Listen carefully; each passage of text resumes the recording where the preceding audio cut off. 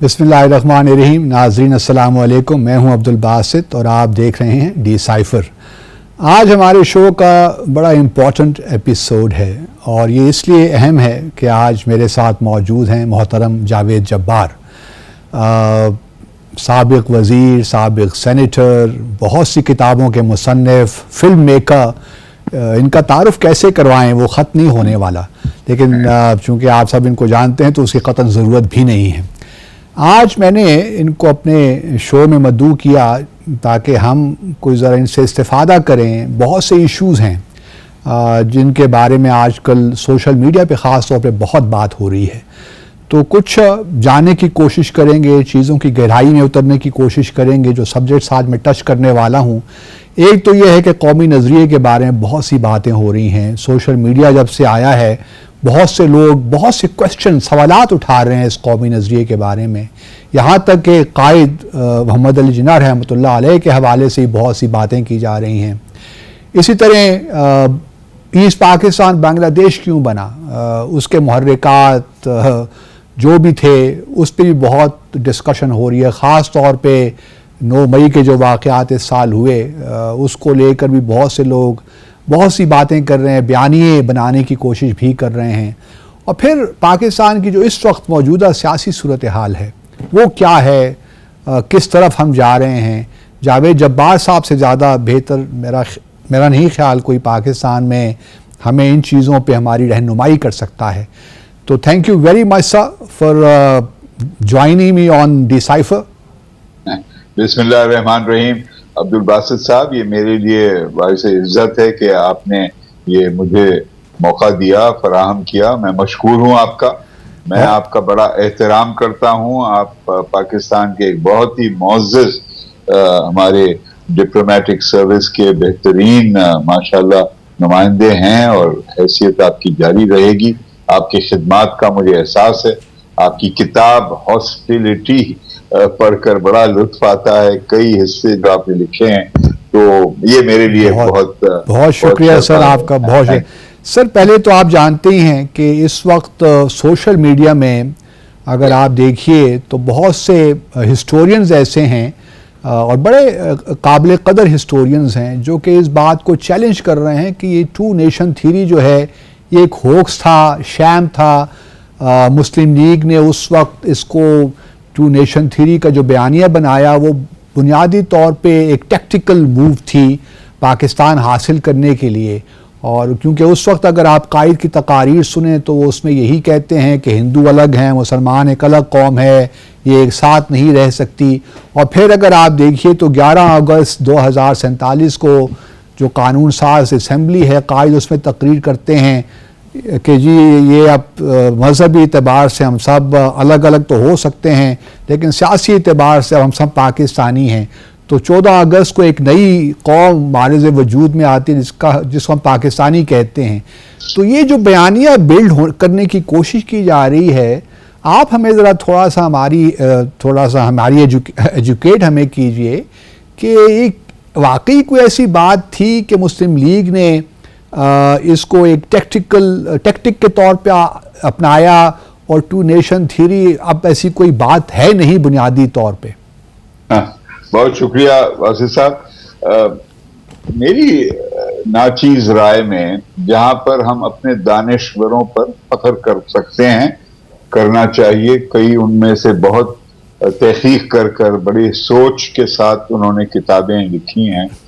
कुछ उनमें से ऐसे दानिश्वर हैं अलबत्ता जो मेरी राय में गैर जरूरी तौर पर भारत या इंडिया का जो बयानिया है पाकिस्तान के बारे में, और कुछ जो बांग्लादेश ने प्रमोट किया है 1971 के बाद, और बिलखसूस बरतानिया में और अमेरिका में, यूरोप में एक बयानिया पाकिस्तान के बारे में कि ये जी एक मजहब पे बनाई गई एक रियासत है, जबकि सारी दुनिया का रुझान मजहब से हटकर एक सो कॉल्ड सेक्युलरिज्म में, वैसे कोई बुराई नहीं है क्योंकि इस्लाम भी मेरी राय में सेक्युलर एक मजहब है, लेकिन एक खास बयानिया تشکیل دیا گیا ہے جہاں پر پاکستان کے وجود کے بارے میں ایسے سوالات اٹھائے جائیں کہ اس کی جائز حقیقت ہی کو شیک کر دے, اس کو غیر یقینی بنا دے, اس نظریے کو میں مکمل طور پر رد کرتا ہوں کیونکہ یہ حقیقت پر مبنی نہیں ہے. Two nation theory is not a theory جس کو ثابت کیا جائے. دو قومی جو حقیقت ہے وہ ایک ریالٹی ہے, ریالٹی, اور وہ صرف 20ویں صدی کی حقیقت نہیں ہے. البرونی جیسا ایک انوکھا مسافر جو آتا ہے مشرق وسطیٰ سے کئی 100 سال قبل, 700 600 800 سال قبل, اور وہ لکھتا ہے اپنی ڈائری میں کہ یہ برے صغیر میں نے دیکھا ہے کہ دو بالکل مختلف قسم کے لوگ رہتے ہیں پڑوس میں ایک کے ساتھ, شولڈر ٹو شولڈر, لیکن ایک کا کچھ اور دین ہے, کچھ اور روایات ہیں, کچھ اور عقیدے ہیں, اور دوسرے کا بالکل ہی مختلف عقیدہ ہے, اور ساتھ ساتھ بھی رہتے ہیں. بعض دفعہ جھگڑتے ہیں لیکن رہتے ہیں ساتھ. تو یہ فرق محسوس کرنا, تسلیم کرنا, یہ تاریخ کا حصہ ہے. یہ کوئی مثنوی قسم کی پیدائش نہیں ہے. بعض لوگ یہ بھی کہتے ہیں کہ جی یہ برطانیہ کی سازش تھی کہ ہندو اور مسلمان کو بانٹا جائے تاکہ ہم حکمرانی کریں, جبکہ دستاویز کے ذریعے ثابت کیا جا سکتا ہے کہ برطانیہ کے حکمران نے پاکستان کے تصور کی مخالفت کی, چاہے وہ لارڈ لنلت گو ہو جو 1940 میں لاہور کی قرارداد کا بہت ہی سخت الفاظ میں زیٹلنڈ جو اس وقت سیکرٹری تھے لندن میں ان کو خط لکھا کہ یہ تو ایک پریپوسٹرس اسکیم ہے, اور چاہے وہ لارڈ ویول ہو جو بہت ہی بعد میں آئے, سب نے مخالفت کی.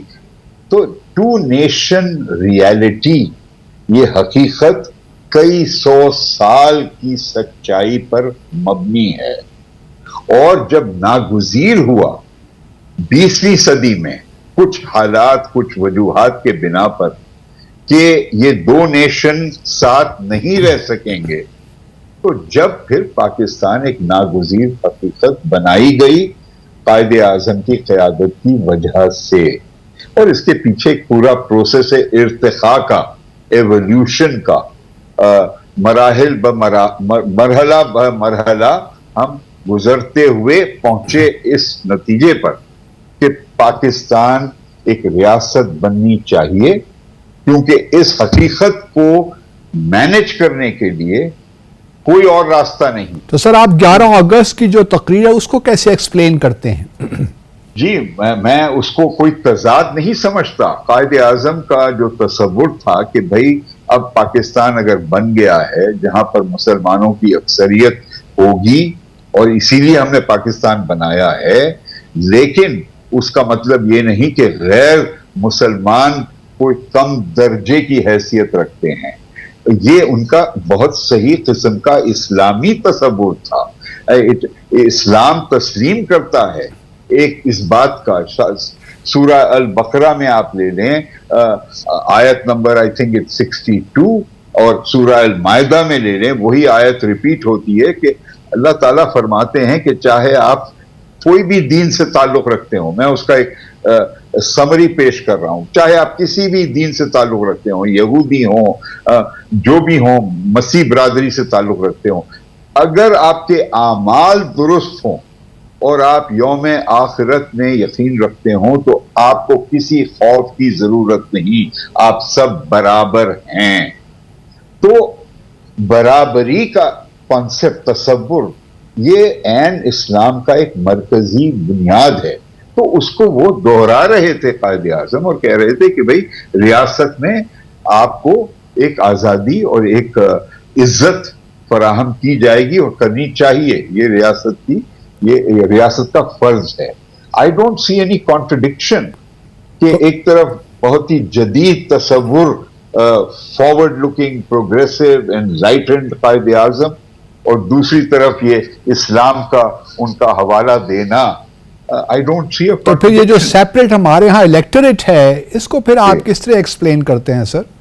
ہاں باسی صاحب دیکھیے سیپریٹ الیکٹریٹس کی کہ غیر مسلمانوں کے لیے ایک الگ نشستیں ہونی چاہیے کا ایک یہ بہت لمبا ایک تاریخی حصہ ہے تاکہ ان کو جائز نمائندگی کی کا موقع فراہم کیا جائے. لیکن میں عرض کروں گا کہ مجھے فخر ہے کہ میں اس وقت جنرل مشرف کے ساتھ کابینہ میں شامل تھا ان کے قومی امور کے مشیر کے حیثیت میں اور وزیر کی حیثیت میں.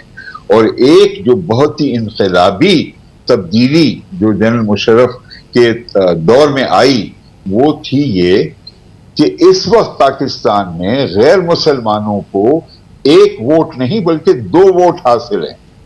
آپ اور میں مسلمان کی حیثیت سے صرف 1 ووٹ کا حق رکھتے ہیں لیکن غیر مسلمان جو ہیں وہ اپنی خاص ریزرو سیٹس کے لیے بھی ووٹ ڈال سکتے ہیں جس پہ صرف غیر مسلمان منتخب ہو سکتے ہیں اور وہ کھلے عام جنرل سیٹس پر بھی حصہ لے سکتے ہیں اور ووٹ ڈال سکتے ہیں. مثلا سندھ میں سن 2018 کے الیکشن میں 3 ایسی جنرل سیٹس پر غیر مسلمان امیدواروں نے مسلمان امیدواروں کو شکست دی. قومی اسمبلی کے لیے 1 نشست میں اور صوبائی اسمبلی سندھ کی 2 نشستوں پہ. تو یہاں پر تو سیپریٹ الیکٹریٹس کو ارتقاء کے ذریعے ایک بہت ہی مناسب قسم کا فارم دیا گیا ہے پاکستان میں.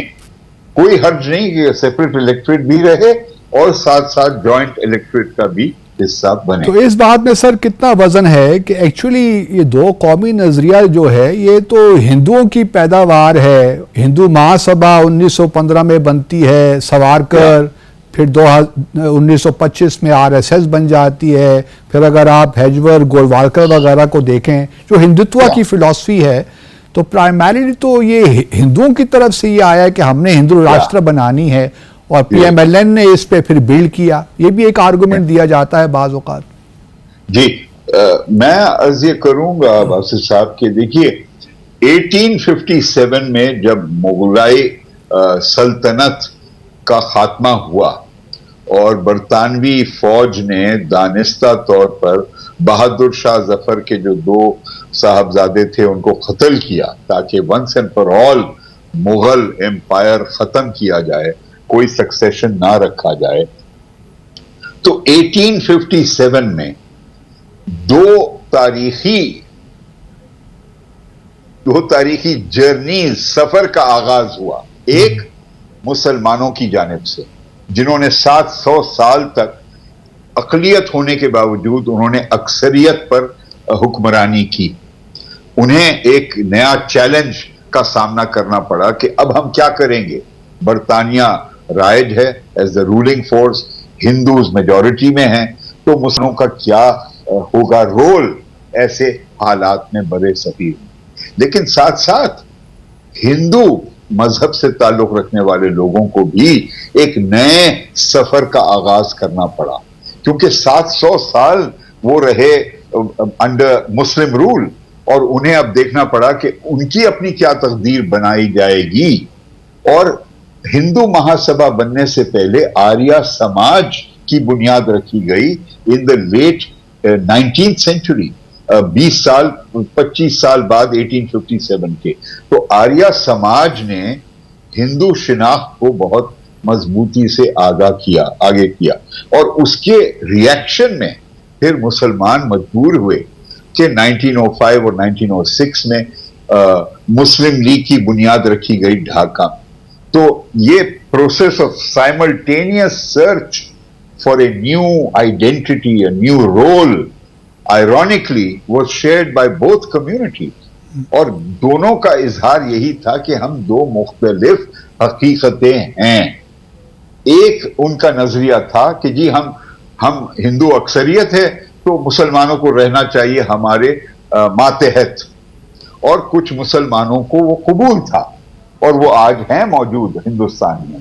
لیکن کچھ مسلمان اس سے انکار کرتے تھے, وہ کہتے تھے کہ نہیں, ہم اکثریت کے دباؤ میں نہیں آئیں گے، اور اسی لیے ہمارے لیے پاکستان ناگزیر ہے، اور اسی لیے یہ جو معجزہ ملا ہمیں پاکستان کا قائد اعظم کی قیادت کی وجہ سے، باوجود اس کے کہ کئی تنظیمیں جو مسلمانوں کی تنظیمیں تھیں، مذہبی تنظیمیں، انہوں نے سخت مخالفت کی تھی پاکستان کو بنانے کے سلسلے میں، انہوں نے قائد اعظم کو کافر اعظم کہا، اور آج وہ پاکستان کے ٹھیکیدار بن گئے ہیں، اسلامی نظریے کے ٹھیکیدار بن گئے ہیں۔ کیا تضاد ہے، کیا منافقت ہے کہ محمد علی جناح کا معجزہ دیکھیے کہ ایک طرف انہوں نے برطانیہ کو شکست دی جو نہیں چاہتا تھا کہ پاکستان بنے، انہوں نے کانگریس پارٹی کو شکست دی جو نہیں چاہتا تھا کہ پاکستان بنے، اور اپنے 5 کم سے کم اور تنظیمیں مسلمانوں کی جو نہیں چاہتے تھے کہ پاکستان بنے، 7 مخالفین کو شکست دے کر یہ معجزہ انہوں نے پیش کیا ہمیں پاکستان کی شکل میں۔ My God, what a miracle! It was indeed a miracle، لیکن ناظرین یہ میریکل جو ہے ایک لحاظ سے اس میریکل کو 1971 میں کچھ دھچکا سا تو لگا، تو واپس آتے ہیں تو جاوید جبار صاحب سے تھوڑا سا ایسٹ پاکستان کیسے بنگلہ دیش بنا اس کے بارے میں کچھ پوچھتے ہیں، ہمارے ساتھ رہیے۔ ویلکم بیک ناظرین۔ سر ایک آرگومنٹ یہ بھی دیا جاتا ہے کہ جو ایک لحاظ سے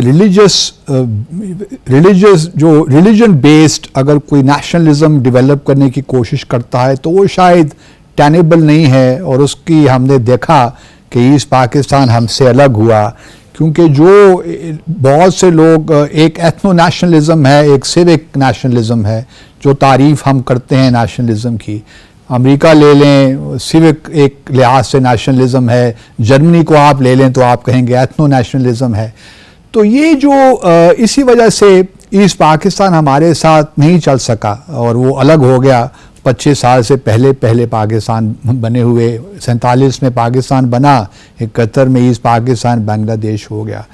آپ کیا سمجھتے ہیں کہ واقعی جو اسلام جو ہے ایک بائنڈنگ فورس ہے؟ آج کے پاکستان کو ہم دیکھیں، ہم آج بھی دیکھیں جڑانوالہ میں جو کچھ ہوا گزشتہ روز، دل خون کے آنسور ہوتا ہے ایسے واقعات دیکھ کر۔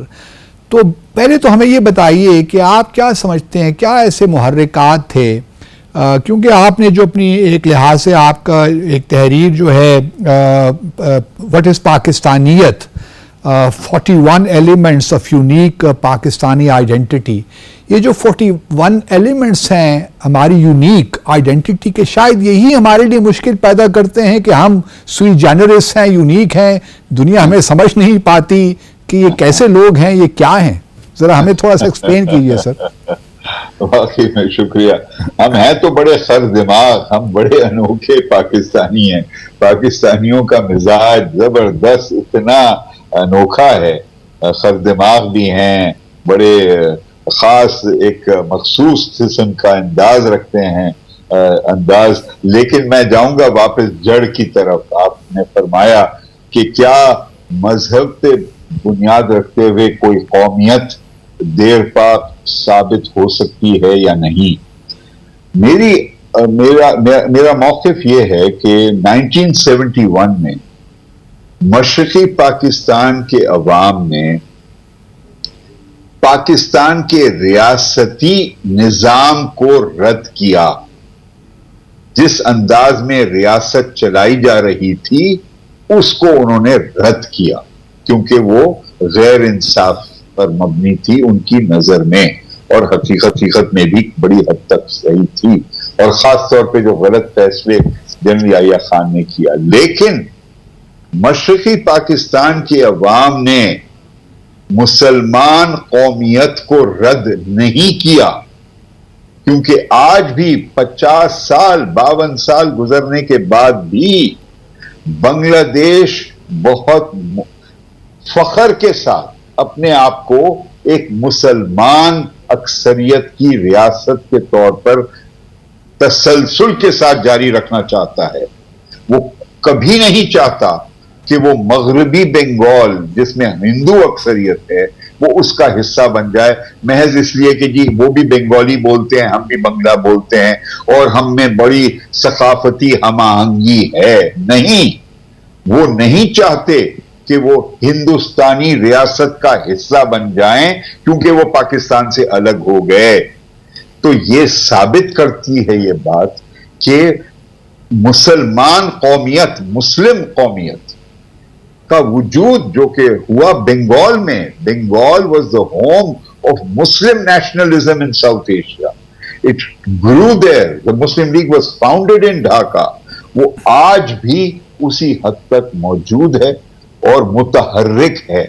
آپ بنگلہ دیش کا آئین دیکھ لیں، اس میں لکھا ہے the state religion of the Republic of Bangladesh is Islam and equal respect will be given to other religions also. جو کہ بڑی اچھی بات ہے، جو ہمارے آئین میں یہ بٹ اور اینڈ کا کوالیفیکیشن نہیں ہے جو کہ ہونا چاہیے تھا. آگے جا کر ہے، ہم کہتے ہیں کہ جی there shall be no discrimination on the basis of religion، حالانکہ وہ ہے discrimination. دیکھیں تو بنگلہ دیش is a remarkable example، بڑا بہترین مثال ہے کہ وہ اسٹیٹ کے اسٹرکچر کو ریجیکٹ کرتی ہے لیکن ساتھ ساتھ اپنی قومیت کی شناخت کو محفوظ رکھتی ہے. And they don't want to surrender that independence of Muslim nationalism in Bangladesh. Just as Muslims in India today are also clear that they are a nation. اب نیشن کی شناخت کیا ہے، ڈیفینیشن کیا ہے، اس پر کبھی بھی تاریخ میں اتفاق رائے نہیں پائی گئی کہ قوم کیا چیز ہوتی ہے. اس وقت کینیڈا اور نارتھ امریکہ میں جو پہلے سے رہنے والے لوگ تھے، قبائل، مغربی یورپ سے آنے سے پہلے لوگ جو انہوں نے جا کے قبضہ جمایا، وہ آج 21ویں صدی میں اپنے آپ کو کہتے ہیں we are the first nations. اور ایک قبیلے میں 200 لوگ ہوں گے، 2 لاکھ لوگ ہوں گے، 4 لاکھ لوگ ہوں گے اور کئی ایسے ہیں وہاں پر قبائل، وہ اپنے آپ کو نیشن کہتے ہیں. تو انڈیا میں بھی اس وقت جو مسلمان ہیں، چاہے وہ کیرلا میں رہتے ہوں اور کشمیر میں رہتے ہوں، انڈین آکوپائڈ کشمیر میں یا بنگال میں، ایک دوسرے کی زبان بھی نہیں سمجھ سکتے، لیکن ان کا مسلمان ہونا that is non-negotiable. تو آپ کے نزدیک اب پاکستانیت کیا ہے سر، جو 41 آپ نے ایلیمنٹس گنوائے ہیں؟ جی پاکستانیت کا وجود کئی دیگر عناصر سے تعلق رکھتا ہے. ایک ہے مقامیت، کس زمین پر ہم رہتے ہیں، یہ اس کا ایک ناگزیر حصہ ہے کیونکہ ہم ہوا میں نہیں رہ سکتے. اور یہ پاکستانیت کا جڑ ہے 9000 سال کی تاریخ، مہر در سے تعلق، موہنجو-دڑو سے تعلق، 5000 سال کی تہذیب اور وہ زبردست سویلائزیشن. بے شک وہ اسلام آنے سے قبل کیوں نہ ہو لیکن وہ بھی پاکستان. لیکن سر ہم نے تو کبھی ان چیزوں کو اون ہی نہیں کیا، ہم تو محمود غزنوی اور بابر کے ہی گن گاتے رہتے ہیں. یہ بہت غلط کرتے ہیں، ہم بہت غلط کرتے ہیں کیونکہ یہ زمین وجود میں تھی، ایک حقیقت تھی. اس سے قبل کے 1300 سال قبل محمد بن قاسم صاحب اور دیگر اور لوگ تشریف لائے اور اسلام وجود میں آیا پاکستان میں، پاکستان کے حصوں میں یا بر صغیر میں. یہ بڑی زیادتی ہے اور اپنی تاریخ کو رد کرنا، ہمیں تو فخر کرنا چاہیے کیونکہ یہ حصہ ہمیں حقیقت کے قریب رکھتا ہے بغیر زمین کے. لیکن سر اس کا پولیٹیکل آرگومنٹ یہ ہے نا کہ جو ہی آپ یہ باتیں کرتے ہیں کہ ٹیکسلا، موہنجو داڑو، ہڑپا، تو ہندو راشٹرا والے لوگ کہتے ہیں دیکھیے جی آپ بھی ہندو ہی تھے، یہ مسلمانوں کی تاریخ تو بہت لمیٹڈ ہے. مثال کے طور پر کشمیر کو آپ لے لیجئے، وہ کہتے ہیں کہ جی آزاد جموں اور کشمیر میں جو شاردا بنیا، جو پترا بھونیا، اور یہ جو ان کے 2 کانسیپٹ ہیں پنیا بھومی اور پتر بھومی، جی یہ تو اگر آپ یہاں پہ ہندو نہیں ہیں، آپ تو اگر ہندو مسلمان ہو سکتے ہیں، ہندو کرسچن ہو سکتے ہیں، اگر آپ تو وہ آرگومنٹ پھر کاؤنٹر آرگومنٹ یہ دینا شروع کر دیتے ہیں کہ اسلام تو کہیں ایگزسٹ ہی نہیں کرتا تھا. ارے نہیں، بے شک نہیں کرتا تھا، لیکن ہندو ہونا کوئی ایک مرکزی ایک سنگولر حقیقت نہیں ہے. جیسے آپ جانتے ہیں Hinduism is a philosophy. It is not a singularist religion. Hinduism जिस तरह तमिलनाडु में प्रैक्टिस किया जाता है वो बिल्कुल मुख्तलिफ है from the Hinduism of Bengal और Madhya Pradesh. Hinduism is not at all a singular religion. बल्कि उस इलाके में तो सर रावण को हीरो समझा जाता है. जी, आई नो, जहां पर दूसरी तरफ वो विलन बना हुआ है. तो हाँ, तो जबकि इस्लाम में एक सिंगुलैरिटी है, singularity of God, of Allah, singularity of the prophet, peace be upon him, the final prophet. तो ये singularity का कोई हकीकत को तब्दील नहीं किया जा सकता. और I think there are Hindus, मैं ये नहीं कहूंगा कि सारे हिंदू इस्लाम की हकीकत या मुसलमानों की शिनाख्त को रद्द करते हैं. I happen to know many Hindu Indians who respect and accept the fact that Muslims are distinct, they have a right to believe what they believe in. कुछ ऐसे जरूर ये हिंदुत्व का जो जोर पकड़ा उछाला गया है गुज़िश्ता 15 साल से बिलखसूस, उसने ये जहर फैलाया है. चलिए सर, एक तो जमीन हो गई पाकिस्तानियत, आगे सर 2-3 हमें जरा बता दीजिए मेन एलिमेंट्स. पाकिस्तानियत की पहले मैं खूबियों पर जिक्र कर दूं. इतने बड़े दिल रखने वाले लोग कहाँ मिलेंगे आपको. क्या बात है हमारे कंपैशन की, हमारी हमदर्दी की, जिस अंदाज में हम मेहमान नवाजी करते हैं. बहुत कम ऐसी कौमें मिलेंगी दुनिया में जितने बेहतरीन अंदाज में पाकिस्तानीज अपना दिल के दरवाजे, अपने घर के दरवाजे खोलकर एक गैर को भी अपना अजीज बनाते हैं, हमदर्दी रखते हैं.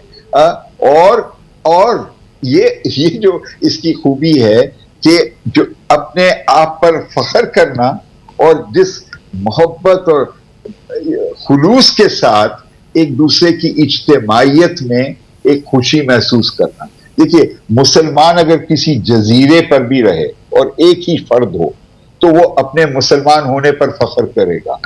लेकिन पाकिस्तान में मुसलमान होना जहां 97% आर मुस्लिम्स, तो उसका जो एक एहसास होता है तहफ़्फ़ुज़ का, खुशी का, कि ये मेरा पड़ोस भी वही अकीदा रखता है, उसके साथ भी जाऊंगा मैं नमाज पढ़ने के लिए, ईद की नमाज पढ़ने के लिए, वही रिवायात पर अकीदा मैं भी रखता हूं, उसकी एक खास इज्तिमाई खुशी है.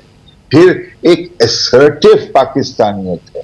असर्टिव इस सेंस में कि अपने आप का तहफ़्फ़ुज़ यकीन बनाना, और वो भी मजबूरन, क्योंकि हिंदुस्तान ने शुरू से हमारी मुखालिफत की है, हमारे वजूद की. तो जिस बहादुरी के साथ अपना तहफ़्फ़ुज़ करने के लिए वो जहरीले न्यूक्लियर वेपन्स को अपनाना पड़ा, और उस पर जो हम फख्र करते हैं, अपने अफवाज पे फख्र करते हैं, बावजूद इसके कि अफवाज पाकिस्तान को नहीं चाहिए सियासी शोबे में मुदाखलत करें, लेकिन शुक्र है कि मुल्क के दिफा में उन्होंने इतनी कुर्बानियां दी. और इस पर एक इत्तेफाक राय है सिविल और मिलिट्री के दरमियान. तो कई पहलू हैं पाकिस्तानियत के. आप ये देख लीजिए कि we are such a diverse society. कितनी ethnically we are diverse. Punjab जो कि सबसे बड़ा हावी हमारा सूबा है, उसमें कितनी एथनिक डाइवर्सिटी है. सराइकीज हैं, सेंट्रल पंजाबीज हैं, नॉर्दर्न पंजाबीज हैं. और फिर हम हान चाइनीज की तरह नहीं है जहां 80% ऑफ चाइना इज हान चाइनीज. हम हैं दीगर मुख्तलिफ कौमों पर मुश्तमिल. और अब शादियां हो रही हैं, पंजाबी की शादी हो रही है सिंधी के साथ, उर्दू बोलने वाली की शादी हो रही है सराइकी बोलने वाले के साथ. वी आर इर्तिखा के जरिए एक पाकिस्तानी कौम हम बनने जा रहे हैं आइंदा 200, 300, 400 साल में. लेकिन उससे कबल भी गुज़िश्ता 75 साल में हमने एक खास पाकिस्तानियत को अपना लिया है. हम महसूस करते हैं एक फख्र के साथ हम कहते हैं कि हम पाकिस्तानी हैं. किसी पाकिस्तानी को ये आप कहते हुए नहीं समझेंगे कि देखेंगे कि जी हाँ जी मैं तो हिंदुस्तानी हूं. No, every Pakistani wants to assert his identity, चाहे वो पाकिस्तान में हो या अमेरिका में हो, यूरोप में हो. جس فخر کے ساتھ لوگ اپنے آپ کو پاکستانی تصور کرتے ہیں. اور لوگ کہتے ہیں کہ جی آج کل بڑے لوگ چلے جا رہے ہیں, پاکستان کو چھوڑ کے چلے جا رہے ہیں. جائیں, یہ تو تاریخ کا حصہ ہے. Migration from one continent to another does not mean rejection of identity. It is the search for a better life. It has driven throughout history. Thousands, millions of people have migrated, but you retain a sense of basic شناخت کہ میں کون ہوں, کہاں سے آیا ہوں, میرے بزرگان کون تھے, کہاں وہ پیدا ہوئے, ان کی کیا تہذیب تھی. تو اسی لیے بیرون ملک جہاں بھی پاکستانی رہتے ہیں ان کا جو رشتہ ہے پاکستان کے ساتھ وہ کبھی توڑا نہیں جا سکتا. ان کا بدن بے شک امریکہ میں ہو لیکن ان کا دل پاکستان میں موجود ہے اور رہے گا. یہاں کی دھول, یہیں کی مٹی, یہیں کی ہوا میں موجود ہے پاکستانیت. لیکن ساتھ ساتھ کچھ منفی پہلو بھی ہیں. ہمارے میں ایک بڑی سماجی طور پر بڑی برائیاں بھی شامل ہو گئی ہیں. رشوت خوری, بدعنوانی, قانون کا احترام نہ کرنا, سفارش کروانا اور اپنے آپ پر غلط قسم کے ذرائع استعمال کرتے ہوئے خرچ کرنا. اگر آپ کسی عہدے پر موجود ہوں, ہر چیز میں ہمیں ایک سازشی کیفیت نظر آتی ہے کہ جی ہمارے میں کوئی برائی نہیں ہے, مسلمان تو سب سے اچھے ہوتے ہیں, یہ ساری سازش ہندوؤں کی ہے یا یہودیوں کی ہے یا امریکنوں کی ہے, اور اپنی ذمہ داری تسلیم نہیں کرنا. اور ایک اور برائی ہے کہ ہم نے سول اور فوج میں توازن جو ہونا چاہیے اس کو بگاڑ رکھا ہے.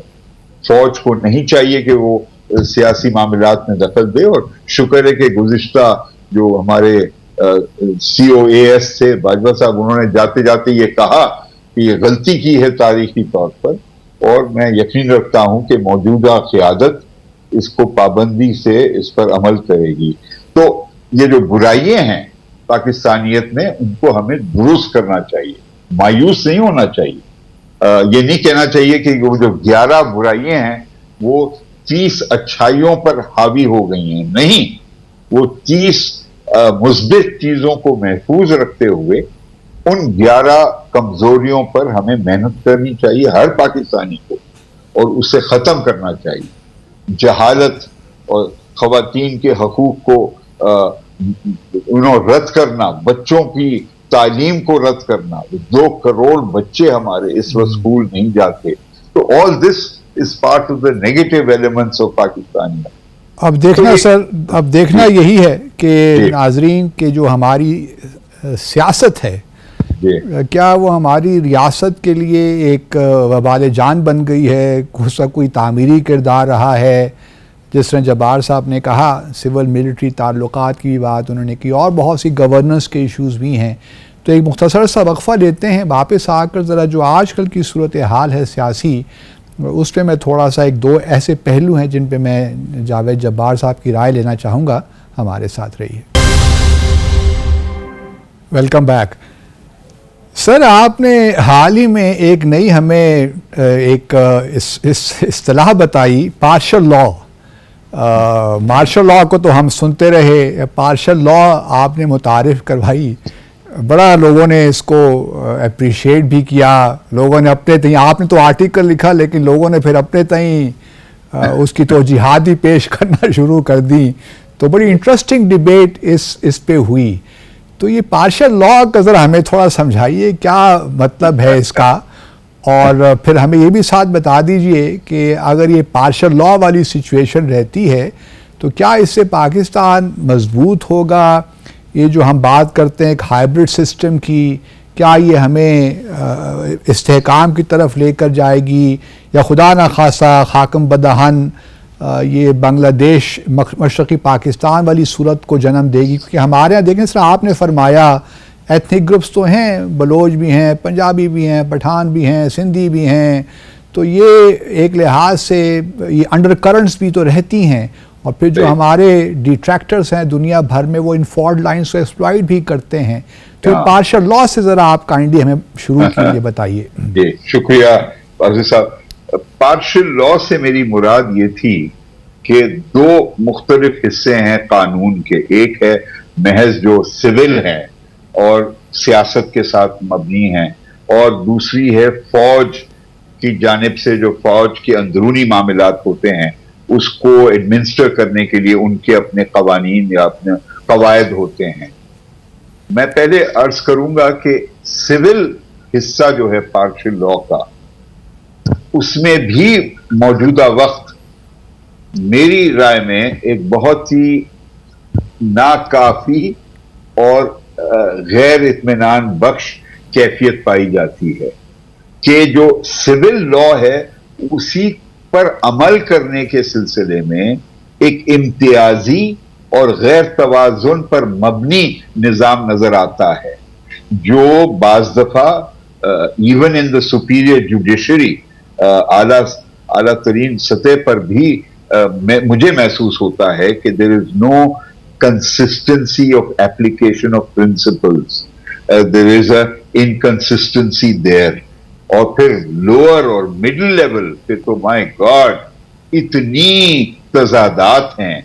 لوئسٹ لیول پہ تو بالخصوص جہاں عوام پستی ہے عدالتوں میں, ڈسٹرکٹ لیولز پر, اور even in the high courts, اور جو طویل مدت لگتی ہے کسی بھی کیس کو پرسیو کرنے میں, تو جہاں رئیس شخص ہو جس کے ہاتھ میں دولت ہو اور وہ ایک بہت اچھے اہل وکیل کو وہ انگیج کر اپنے کیسز کو ملتوی کروا سکتا ہے, ججمنٹس لے سکتا ہے, اور عدلیہ ایک ہیلپ لیس قسم کی وٹنس بن جاتی ہے.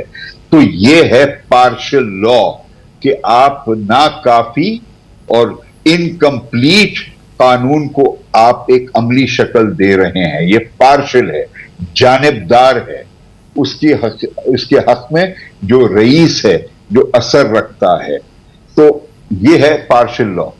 دوسرا حصہ ہے پارشل لا کا جو فوج جس کی ذمہ دار ہے, اور اس کا سب سے نمایاں حصہ بنتا ہے دو حصے. ایک جہاں فوج کسی بھی وجہ سے سول اور سیاسی پروسیس میں مداخلت کرتی ہے, کیونکہ 4 دفعہ تو کھلے عام ہوئی ہے یہ مداخلت, 3 دفعہ مارشل لا کے ذریعے اور 1 دفعہ بغیر مارشل لا کے. اس کے لیے کئی وجوہات ہیں, اس بحث میں پڑھنے کے لیے ایک اور شاید گفتگو کی ضرورت ہو, لیکن اس وقت میں صرف عرض یہ کروں گا کہ فوج کے ماتحت جو قوانین ہیں اور قواعد ہیں وہ اصولاً صرف فوج کے ماتحت جو افراد ہیں ان پر رائج ہونا چاہیے. اب جو گزشتہ دنوں میں 9 مئی کے بعد پھر یہ سوال اٹھایا گیا ہے کہ وہ لوگ جنہوں نے یہ 9 مئی کی حرکات میں حصہ لیا ان کو ملٹری کورٹس میں ٹرائل کیا جائے, کیونکہ ماضی میں بھی ہوتا رہا ہے. میری رائے میں کیونکہ ماضی میں ہوتا رہا ہے از نو جسٹیفیکیشن کہ آپ اس کو جاری رکھیں. ہر قوم کو ہر دور میں ہمیں سیکھنا چاہیے, اور ملٹری کورٹس کا ایک خاص پروسیس ہے جو سول اور سیاسی پروسیس پر لاگو نہیں ہونا چاہیے, لیکن اگر کیا جاتا ہے تو وہ ایک پارشیلٹی کا امپلیکیشن اور واضح طور پر نظر آتا ہے. Partial law from a military perspective کا ایک اور حصہ ہے, اور وہ ہے ہماری انٹیلیجنس ایجنسیز کا کردار. اور انٹیلیجنس ایجنسی جہاں پر ہمارے ملک میں فوجی انٹیلیجنس خاص طور پر بہت ہی بہترین رول ادا کرتی ہے. بیرون ملک جو بھی اطلاعات پاکستان کے خطرات کے ساتھ تعلق رکھنے والے ایسے اطلاعات ہوں, وہ جس انداز میں, جس تیزی کے ساتھ اور جس خفیہ انداز میں وہ پہنچائی جاتی ہیں, جس پر پاکستان پھر تحفظاتی قدم اٹھا سکتا ہے بر وقت, شاید ہی کوئی مثال ملے.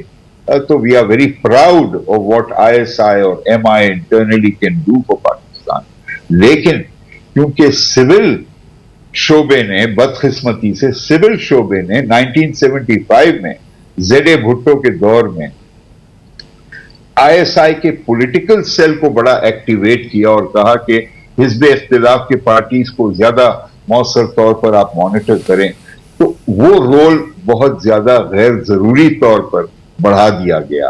یہ اس کے لیے خود صحت مند نہیں ہے فوج تو اس کا تو سر مطلب یہ ہوا کہ اگر پارشل لا اگر ہم دیکھ رہے ہیں آج تو اس کے ذمہ وار تو ہمارے سیاسی اکابرین بھی ہیں. ایبسلیوٹلی میں ان کو ذمہ دار ٹھہراتا ہوں. اور صرف یہ زیڈ بھٹو پر بات نہیں رکتی, میں واپس جاتا ہوں 1954 پر, جب محمد علی بوگرا صاحب وزیر اعظم ہوتے ہوئے ایک serving commander in chief general Ayub Khan کو شامل کرتے ہیں اپنے کابینہ میں ایز منسٹر آف ڈیفنس. وہ اپنے آپ کے باس بنائے جاتے ہیں. یہ اتنا تاریخی طور پر غلط قدم تو تھا. اس وقت سر جو سیاسی منظر نامے میں ہم کو پولیٹیکل پارٹیز نظر آتی ہیں جو کہ بنیادی طور پہ فیملی پولیٹیکل پارٹیز ہیں, ان سے آپ کوئی خیر کی توقع رکھتے ہیں مستقبل میں, یا وہی صورتحال مور آف دا سیم والی بات ہونے جا رہی ہے؟ دیکھیے یہ جو خاندانوں پر مبنی دو سیاسی جماعتیں ہیں, کچھ انہوں نے اچھے کام بھی کیے ہیں. مثلا سندھ میں بڑے ترقی پسند قسم کے قوانین انہوں نے پاس کیے ہیں. مثلا early child marriage, domestic violence, force religious conversion, یہ سارے بڑے بہت ہی روشن خیال قوانین ہیں اور ایک جنرلی بڑی پروگریسو انداز پہلو سامنے آتا ہے. لیکن ساتھ ساتھ بدعنوانی, رشوت خوری سندھ میں بہت عام ہے. تو دیٹ از فردر پروپیگیٹڈ, کیونکہ ایک خاص طبقہ, ایک خاص حصہ, ایک خاص خاندان ایک پارٹی پر رائج ہے. تو that is not good for democracy. تو یہ جو بنیادی ہمارے ایشوز ہیں, ہماری سیاست کے ایشوز, تو یہ آپ کیا ایک بحث اور بھی چل رہی ہے کہ اسکیئر ٹیکر سیٹ اپ کو تھوڑا سا طویل کر دینا چاہیے, 2-3 سال تک اگر محیط ہو جائے, جو بنیادی ایشوز ہیں خاص طور پہ اکانومی سے متعلق ان کو ٹھیک کیا جائے, تبھی الیکشنز ہوں تو بہتر ہے. ادروائز پھر وہی ہنگ پارلیمنٹ آئے گی, وہی کولیشن گورنمنٹ اور وہی چیزیں ہوں گی.